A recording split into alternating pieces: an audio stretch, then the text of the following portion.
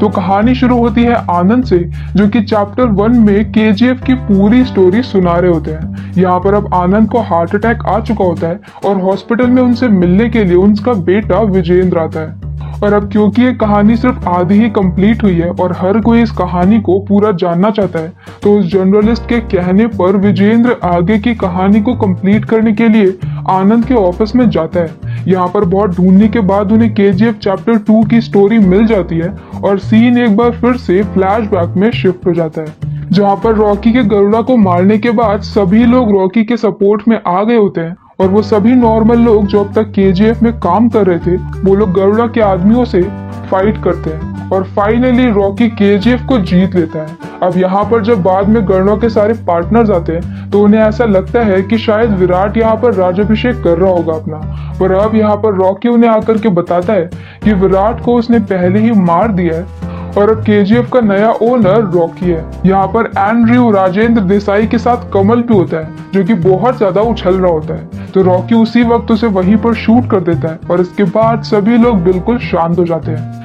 यहाँ पर वो जबरदस्ती रीना को भी पकड़ करके ले आता है, जो कि काफी गलत होता है, और अब यहाँ पर वो रीना को अपने साथ में ही रखेगा और कोई भी उसके अगेंस्ट नहीं जा सकता है। तो रीना के पिता भी कुछ नहीं कर पाते और खुद रीना जिसे कि गुस्सा हो रहा होता है वो भी शांत रहती है।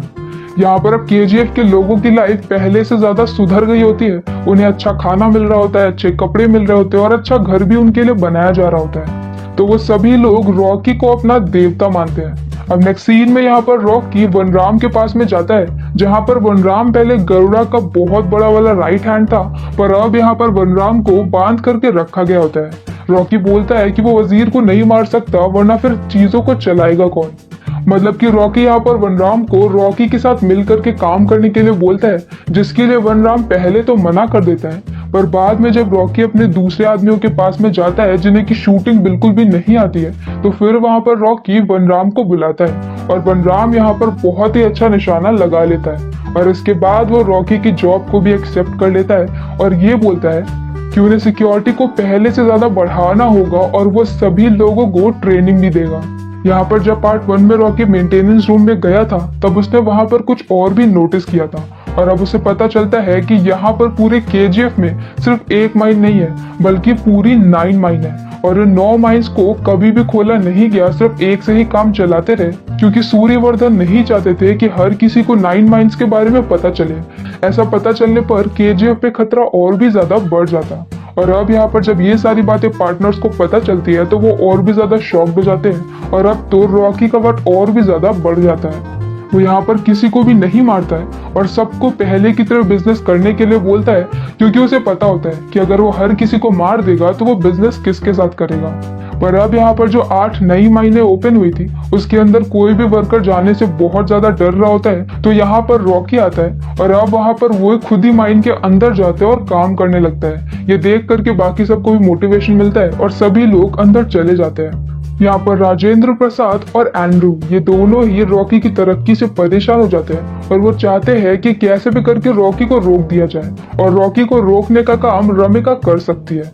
रमिका एक बहुत ही स्ट्रॉन्ग पॉलिटिशियन होती है और ऐसा माना जाता है कि वो एक डिक्टेटर टाइप की होती है, जो कि हर किसी पे अपना पावर बना करके रखती है। यहाँ उनकी टीम में एक पॉलिटिशियन भी होता है जिसका नाम होता है नारायण। तो अब वो लोग ये चाहते हैं कि वो लोग नारायण को पीएम की पोस्ट से हटा दे और वहां पर रमिका आ जाए, क्योंकि अगर रमिका आएगी तो फिर रॉकी बर्बाद हो जाएगा। इसीलिए वो लोग एक ऐसी वोटिंग का प्लान करते हैं जहाँ पे सभी पॉलिटिशियन नारायण के अगेंस्ट में वोट देंगे और उसे पीएम के पद से हटा दिया जाएगा और इसी के साथ उसकी सरकार भी गिर जाएगी। पर जब तक यहाँ पर ये सब हो, उससे पहले वहाँ पर दूसरी तरफ केजीएफ में माइनिंग के दौरान उन्हें एक बहुत बड़ी स्वॉर्ड मिलती है, जिसे देख करके सभी लोग डर जाते हैं। ये तलवार होती है अधीरा की, जिसे कि गरुड़ा ने मरवा दिया था।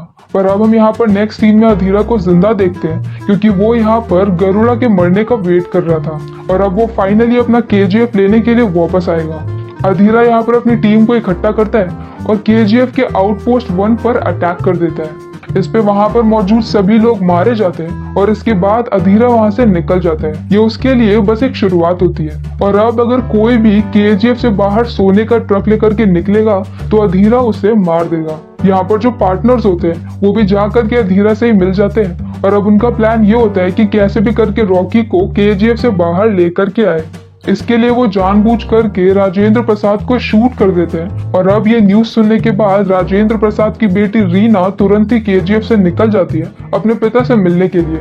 जब ये बात रॉकी को पता चलती है तो रॉकी भी उसके पीछे पीछे चला जाता है। आगे जाकर के रीना को किडनैप कर लिया जाता है और अब रीना अधीरा के लोगों के पास में होती है। रॉकी यहाँ पर उसे बचाने के लिए जाता है और एक बहुत ही अच्छा सा एक्शन सीन होता है। पर अब यहाँ पर अधीरा, जो कि दूर से ही रॉकी के ऊपर निशाना लगा के रखता है, वो रॉकी को शूट कर देता है। पर इसके बाद भी मौका होने पर भी वो रॉकी को जान से नहीं मारता है, क्योंकि उसने देखा था कि केजीएफ के लोगों के मन में रॉकी के लिए बहुत ज्यादा इज्जत थी और विश्वास था। और वो चाहता था कि ऐसी टूटी फूटी हालत में जब रॉकी वापस जाएगा तो सबका विश्वास टूट जाएगा। और अब जब यहाँ पर घायल घायल रॉकी केजीएफ में वापस जाता है तो सबका सच में विश्वास खत्म हो जाता है। यहाँ दूसरी तरफ मुंबई में शेट्टी और बाकी सारे वो लोग जो कि रॉकी से नफरत करते थे, वो लोग रॉकी के सपोर्टर को जानबूझ के मरवा देते हैं। साथ में अगर कोई भी ट्रक केजीएफ से बाहर निकलता है तो अधीरा उसके सभी लोग को मार के उनकी लाशें वापस भेज देता है। इसकी वजह से सभी लोग बहुत ज्यादा डर गए होते हैं और अब केजीएफ के अंदर सिर्फ 8 दिन का खाना बचा होता है। और इस सब के बीच में रॉकी अभी भी बीमार होता है और अभी भी वो पूरी तरह से ठीक नहीं हो पा रहा था कि तभी उसे शेट्टी कॉल करता है और कॉल करके उसे धमकी देता है और बदतमीजी भी करता है। ये सुन करके रॉकी को गुस्सा आता है और अब वो अपने चाचा को कॉल करता है। ये चाचा उसके मुंह बोले चाचा होते हैं जिनके साथ वो मुंबई में रहता है। वो उनसे एक आखिरी हेल्प मांगता है और इसके बाद वो अपने हेलीकॉप्टर बुलाते हैं और काफी सारा सोना लेकर के रीना के साथ दुबई चला जाता है। ये देख करके हर केजीएफ में रहने वाले को ये लगता है कि रॉकी यहाँ पर डर करके उन सबको छोड़ करके भाग गया है। पर असल में रॉकी दुबई जाता है खलील से मिलने के लिए। वो यहाँ पर खलील के साथ अपनी मीटिंग करता है और उसे बिजनेस ऑफर करता है कि वो अफ्रीका से डायरेक्टली उसका सोना इंडिया में लेकर के आएगा। पहले तो खलील इसके लिए मना कर देता है क्योंकि रॉकी की अपनी हालत भी खराब होती है। पर अब यहाँ पर खलील को पता चलता है कि रॉकी ने अपने चाचा से बोल करके अपने दूसरे सपोर्टर्स को बुलवा करके उस हर इंसान को मरवा दिया है जो कि मुंबई में खलील के सपोर्ट में था। साथ में यहाँ पर खलील जिन गार्ड्स को अपना गार्ड समझ रहा था उसमें से आधे गार्ड रॉकी के होते हैं। यहाँ पर अब खलील के साथ डील फिक्स करके रॉकी वापस से केजीएफ की तरफ आता है और वनराम से ये कह देता है कि सारे ट्रक्स को बाहर निकालो। यहाँ पर दूसरी तरफ अधीरा उसका वेट कर रहा होता है और जैसे ही वो ये देखता है कि रॉकी यहाँ पर वापस आ गया है और उसके पीछे ट्रक्स भी है, उसके सभी लोग रॉकी की तरफ को अपनी गन पॉइंट कर देते हैं कि तभी वहां पर ट्रक के अंदर से बहुत सारे रॉकी के आदमी निकलते हैं जिनके पास बहुत अच्छी अच्छी गन्स होती है, जिनके सामने अधीरा की सस्ती गन टिक नहीं पाती है। और फाइनली उसके काफी सारे आदमी मारे जाते हैं और एक तरह से यहाँ पर अधीरा की हार हो जाती है। रॉकी चाहता तो उसे मार सकता था लेकिन वो उसे छोड़ देता है। साथ में वो नारायण की सरकार को भी गिरने से बचा लेता है, अलग अलग पॉलिटिशियंस को धमकी दे करके। अब इस तरह से यहाँ पर उसका बिजनेस बहुत ज्यादा बढ़ जाता है क्योंकि वो लगातार पूरी 9 माइन से सोना निकाल रहा होता है। और इसके बाद वो बॉम्बे में जाकर के शेट्टी को भी मार देता है। और इस तरह से यहाँ पर कुछ साल बीत जाते हैं और अब वक्त आ जाता है अगले इलेक्शन का। नारायण यहाँ पर रॉकी से मिलकर के ये बोलता है कि उसे रमिका को मारना होगा, अगर रमिका जिंदा रही तो फिर वो केजीएफ को बर्बाद कर देगी। पर अब यहाँ पर रॉकी ये बोलता है कि वो औरतों और बच्चों पर हाथ नहीं उठा सकता, कि अगर किसी औरत को गुस्सा आ रहा हो तो उसके ऊपर अटैक करने के बजाय उसके सामने हाथ जोड़ना बेहतर होता है। इसके बाद इलेक्शन का रिजल्ट भी आ जाता है और रमिका जीत जाती है। जीतते ही यहाँ पर बहुत सारे लोग रमिका को केजीएफ के बारे में और रॉकी के बारे में पूरी स्टोरी बताते हैं। और अब हमें यहाँ पर पता चलता है कि इतने सालों के बीच में रॉकी ने केजीएफ का डेवलपमेंट बहुत ज्यादा हाई लेवल पर कर दिया होता है और वो लोग जो वहां पर कीड़े जैसी जिंदगी जी रहे होते हैं अब उनके पास काफी अच्छे घर होते हैं। पर अब ये सब कुछ पता चलने के बाद रमिका ये बोलती है कि कुछ भी करके पूरे इंडिया में रेड डाल दो, लेकिन कहीं से भी रॉकी के अगेंस्ट में प्रूफ लेकर के आओ और उसे अरेस्ट करो। और इसके लिए वो एक स्पेशल टीम भी बना देती है। दूसरी तरफ हम यहाँ पर केजीएफ में आनंद को देखते हैं। वही आनंद जो कि मूवी के फर्स्ट पार्ट में स्टोरी सुना रहा होता है, वो यहाँ पर अभी यंग होता है और वो चिप करके केजीएफ की फोटोज क्लिक कर रहा होता है। उसे रॉकी के आदमी पकड़ लेते हैं और उसे रॉकी के सामने लेकर के जाते हैं। यहाँ पर रॉकी उससे इम्प्रेस हो जाता है क्योंकि वो एक नॉर्मल सा लेखक होने के बाद भी काफी ज्यादा ब्रेव होता है। तो रॉकी यहाँ पर उसे सामने से कहता है कि वो रॉकी की स्टोरी लिखे और सब कुछ बिल्कुल सच सच लिखे। इसके बाद यहाँ नेक्स्ट सीट में पुलिस अलग अलग जगह पे छापे मार रही होती है, लेकिन कहीं से भी उन्हें कुछ भी नहीं मिलता है। उन्हें सिर्फ एक जगह से एक सोने का बिस्किट मिलता है, जिसे कि वो पुलिस स्टेशन में जमा कर लेते हैं। जब ये बात रॉकी को पता चलती है तो वो उस एक सोने के बिस्किट को लेने के लिए पुलिस स्टेशन में पहुंच जाता है, और जैसे ही सबको ये पता चलता है कि सोने का बिस्किट रॉकी का है, सब लोग डर जाते हैं, क्योंकि रॉकी की शक्ल तो बहुत ही कम लोगों ने देखी होती है, लेकिन उसके नाम का डर ही बहुत बड़ा होता है। यहाँ पर वो स्टाइल में जाता है, अपनी सोने की बिस्किट लेता है, बाहर आता है, एक बहुत बड़ी सी मशीन गन लगाता है और पूरे पुलिस स्टेशन पे फायरिंग शुरू कर देता है। ये उसका अपनी नई गन को लाने के बाद फील्ड टेस्ट होता है। यहाँ पर फील्ड टेस्ट कंप्लीट करने के बाद नेक्स्ट सीन में हम ये देखते हैं कि रमिका को फाइनली कुछ प्रूफ मिल गया होता है, और इसके दम पर वो रॉकी को अरेस्ट करना चाहती है कि तभी वहां पर फूलों का बुके लेकर के सामने से रॉकी उससे मिलने के लिए आता है और एक फाइल लेकर के आता है। उस फाइल में रॉकी के अगेंस्ट बहुत सारे प्रूफ होते हैं, और वो सामने से बोलता है कि रमिका चाहे तो इस फाइल को रख करके उसके अगेंस्ट कोई सा भी केस बना सकती है। रमिका इस फाइल को लेने भी वाली होती है कि तभी वहां पर रमिका के दूसरे सपोर्टर्स आते हैं और ये बताते हैं कि असल में उनकी पार्टी के 200 पॉलिटिशियन को रॉकी ही फंडिंग करता है। तो मतलब कि अगर वो रॉकी के अगेंस्ट कहीं पर कोई भी खुलासा करते हैं तो सबको पता चल जाएगा कि खुद रमिका की पार्टी के लोग उसके साथ में हैं और उसकी पार्टी गिर जाएगी।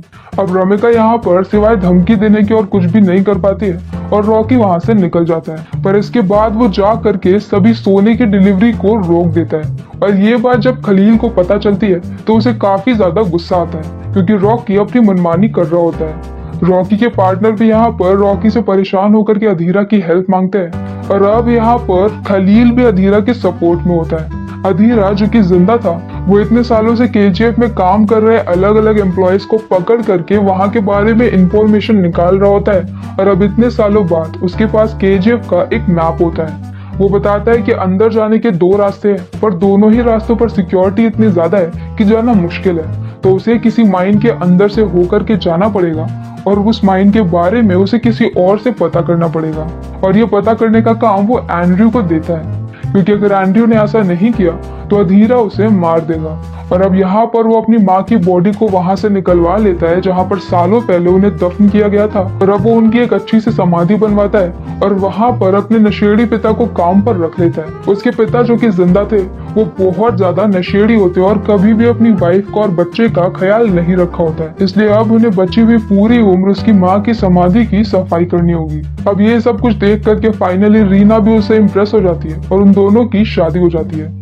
दूसरी तरफ अधीरा को कोई एक बहुत अच्छी इन्फॉर्मेशन दे देता है कि वो एग्जैक्टली कहाँ पर खुदाई करना शुरू करेगा, तो वो उन्हीं में से एक माइन में पहुंच जाएगा, माइन नंबर 3 में। ये खबर मिलते ही अधीरा वहां पर खुदाई शुरू कर देता है। और अब नेक्स्ट सीन में यहाँ पर रीना को पता चलता है कि वो प्रेग्नेंट है। वो जाकर के ये बात जल्दी से केजीएफ में खड़े हुए रॉकी को बताती है। अब इससे पहले कि यहाँ पर रॉकी खुश होता, पीछे से अधीरा के लोग अटैक कर देते हैं और उसमें वो रीना को शूट करके मार देते हैं।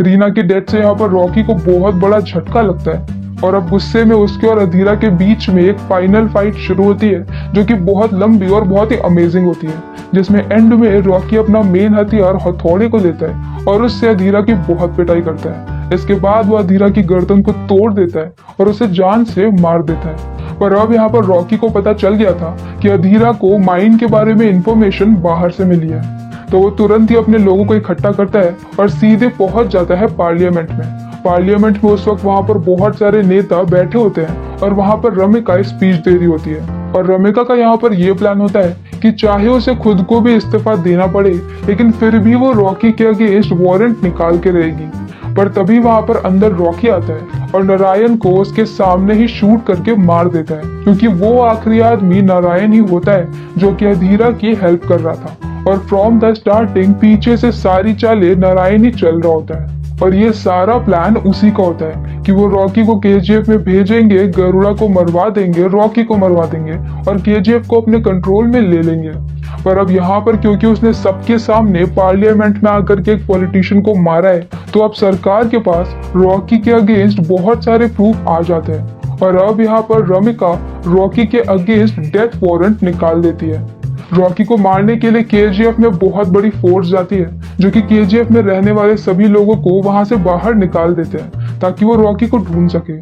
पर अब यहाँ पर उन्हें पता चलता है कि रॉकी अपने महल में नहीं होता है। और नेक्स्ट सीन में हम रॉकी को देखते हैं जो कि एक शिप पर होता है। उस शिप पर उसने अभी तक का सारा सोना रखा होता है और ये सोना बहुत ज्यादा होता है। रमिका को भी ये बात पता चल जाती है क्योंकि खुद रॉकी की शिप से उसे ये बात बताई जाती है। मतलब कि रॉकी को पता चल गया था कि उसका अंत आने वाला है, इसीलिए वो खुद ही अपनी इंफॉर्मेशन दे देता है और वो खुद भी मरना चाहता है, पर पानी के अंदर सारे सोने के साथ, क्योंकि सोना उसी के साथ डूब जाएगा और किसी को भी नहीं मिलेगा। और होता भी ऐसा ही है। सारे फाइटर प्लेन एकदम से रॉकी के ऊपर अटैक कर देते हैं और उसकी पूरी शिप ब्लास्ट हो जाती है।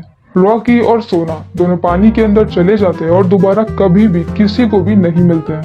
रमिका रॉकी के बारे में हर एविडेंस को मिटवा देती है और साथ में वो ऐसा पक्का करती है कि कहीं पर भी रॉकी का जिक्र भी ना हो और किसी को भी उसके बारे में पता ना चले। इसलिए सिर्फ आनंद ही ऐसा होता है जिसे कि रॉकी के बारे में पता होता है। आनंद इस पूरी स्टोरी को लिखता है और बाद में इसे पब्लिश भी करता है। और मूवी के स्टार्टिंग की बात मैं बीच में मिस कर गई थी कि कहानी की शुरुआत में जो कि चैप्टर 1 में उसने बोला था कि एक शिला पे रॉकी की तस्वीर बनी है, कहानी की शुरुआत में वो तस्वीर मिल जाती है। वो बहुत बड़े से पत्थर पर बना हुआ रॉकी का स्कल्पचर होता है जो कि केजीएफ के लोगों ने बनाया था क्योंकि उनके लिए रॉकी उनका देवता होता है। और रॉकी ने यहाँ पर मरने के बाद भी उनके लिए केजीएफ टाउन बसा दिया होता है जहाँ पर बहुत सारे उनके लिए घर बने होते हैं। और इसी सैड एंडिंग के साथ ये कहानी यहीं पर खत्म हो जाती है। तो अगर आपको हमारा एक्सप्लेन पसंद आया हो तो प्लीज हमारी वीडियो को लाइक करें, शेयर करें और हमारे चैनल को सब्सक्राइब करें। तो मिलते हैं नेक्स्ट वीडियो के साथ। Bye bye.